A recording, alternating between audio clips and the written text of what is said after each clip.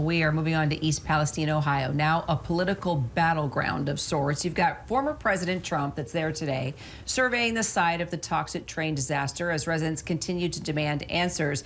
But the Biden administration insists that it's on top of the situation, as Transportation Secretary Pete Buttigieg is set to travel to East Palestine tomorrow. The EPA says it hasn't detected any unsafe levels of toxins since the cleanup. I'm not sure residents are willing to trust that. You may remember that yesterday, in an effort to convince residents to make them feel reassured and better about their drinking water, Ohio officials, including Governor Mike DeWine, a Republican, and the head of the EPA and the Biden administration, they drank a glass of water straight from the tap to try to earn back the confidence of the people there, who was badly shaken. So for more, let's bring in ABC News senior policy reporter Anne Flaherty. And Anne, as we said, obviously, Donald Trump is on the ground in East Palestine. What's on his agenda? And can we expect the Biden administration to comment on it? So, Terry, I think what's on his agenda is 2024. Ohio is a very critical state for him, for any Republican who wants to go to the White House. In fact, Trump was won the Ohio election in 2020, but yet he didn't go on to the White House. So that was actually unusual. That was the first time since 1960. We did get word that he is in a firehouse talking about he wants to send the message loud and clear to people there that they are not forgotten, that we are doing, the federal government is doing nothing for you. He brought bottles of water. So clearly his message there is Biden is not your guy. I'm going to be your guy, and I'm going to run in 2024. So, Anne, Trump's visit to East Palestine comes almost, 5 years after his administration rolled back a number of safety rules, and that includes railways and that Obama-era mandate that required rail companies to install electronically controlled brakes by 2021. So would that have prevented this disaster, do you think? And how does Trump's rhetoric on this issue, compare with his record? Well, certainly there's no doubt that Trump has rolled back a number of regulations, safety regulations, environmental regulations that were cheered by industry. And safety advocates say, listen, this is just yet another example of where industry was given too much freedom. I do think, though, if you drill down into the details, what's interesting here is that it wasn't necessarily Trump, and particularly the brake system that you mentioned. This was a regulation that was put in place in 2015 by the Transportation Department, but it was congressional Republicans who wedged in a law that Obama signed that said, you know what, you only have to adhere to this regulation if the benefits outweigh the costs.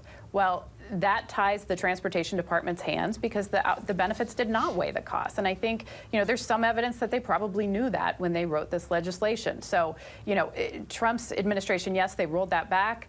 But that was because of a law that was passed by Congress and signed by Obama. So this stuff can get very complicated very quickly. I know that it's easy to go to that narrative that Trump is to blame for all of this. But I think what you're looking at is decades of a very aggressive lobby effort on Capitol Hill. Republicans who have a sympathetic ear toward industry, and Democrats who say that that is very dangerous and that this disaster shouldn't be a surprise to anyone. That is so helpful, Anne, and so clear, and really so real life, right? Trump is there, the Biden administration's, sniping back and forth. It's this political battle, and really it's a much deeper, longer-term, systemic issue about how business captures government regulation, whether it's Republicans or Democrats. Now, Transportation Secretary Pete Buttigieg, he spoke to George Stephanopoulos about regulations that the Biden administration is hoping to pass. Here's a bit of what Buttigieg had to say. We are pushing forward a three-part drive on rail safety. Things that we're doing at the Department of Transportation to raise the bar, things that we need help from Congress to do in order to hold rail companies accountable, and things that this industry needs to do differently. Well, if I'm in East Palestine, I'm saying it's about flipping time. And why now? I mean, it does seem like, I guess people had toxins spilled and burned all over their neighborhood. Maybe we should pass some regulations. Or is this something real? Give us a reality check on what we just heard from the Transportation Secretary. You know, I think the Transportation Department can only do so much. They're an part of the executive branch that can tweak the rules, but they can't pass legislation that's really going to get this done. And at the core of all of this, as we were just talking about, is money and influence in Congress. So you're going to have to get Congress on board. I think that one thing that might change this debate that we're having is that Ohio is such a critical state when it comes to presidential politics. This is the state that, you know, you almost can imagine Biden was referring to in his State of the Union when he said, my economic plan is to make sure you're not forgotten. People are obviously upset that then he hasn't gone to Ohio. Instead, he went to Ukraine. Republicans are having a heyday with that.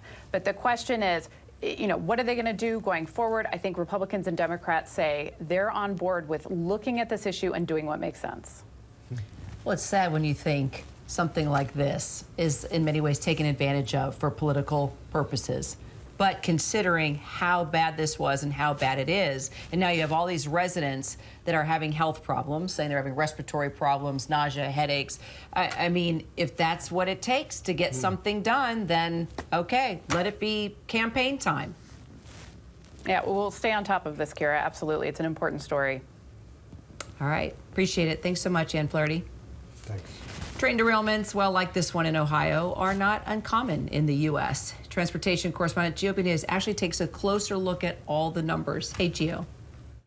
We've already seen over a dozen train incidents since the start of the year, and early Tuesday morning, a train carrying coal in Nebraska, the third time it's happened in that spot in the past year. So that got us thinking, what do the numbers look like across the country? Well, you may be surprised to find out there were over 800 derailments in 2022, 818 to be exact. But when it comes specifically to hazardous materials being transported, nearly 450 train cars carrying dangerous goods were either damaged or derailed last year. Alabama, California, Florida, Illinois, Indiana, Louisiana, Texas, and yes, Ohio. There they have seen some 80 incidents where roadways and rails meet, 10% up from the last decade.